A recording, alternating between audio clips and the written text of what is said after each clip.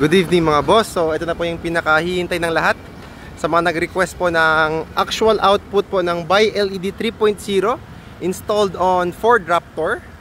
So ito siya mga boss. This is the cut-off. As you can see, pantay na pantayan. Sobrang ganda tingnan. At saka ang lawak ng sakop mga boss.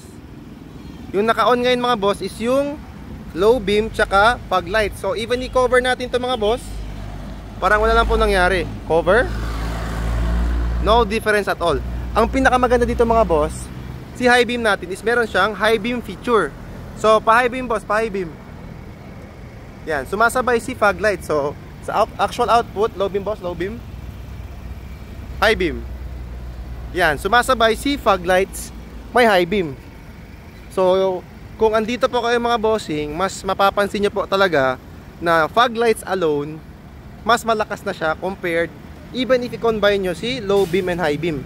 Fog lights lang mga boss, solid na talaga siya, solid. Yan o, even i-cover natin no, high beam loads. Yan, naka-cover mga boss ha, yung kamay ko. But still, you can see, andyan yung lakas niya. Sobrang solid talaga mga boss. ByLED 3.0, 100% plug and play mga boss. For Ford units, Toyota, kahit anong sasakyan mga boss, pwedeng pwede yan. This is the actual output mga boss. Yan, sobrang pogi talaga mga bossing. Yan. So for more info mga boss, do visit us. Ay, by the way mga boss, papakita ko pa sa inyo yung kinabit natin. Ito siya mga boss, pakita ko saglit, very quick. Dito siya. This is the ByLED 3.0. Meron tayong video mga boss ha, nung kinakabit natin to sa mga clients. So scroll lang po kayo sa page. So this is our list of services available. Overtime tayo mga boss.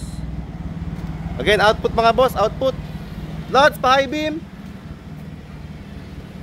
Yan, mapapa-good morning kayo sa gabi. So yun lang mga boss, visit our shop, Andres Auto Accessories. Peace!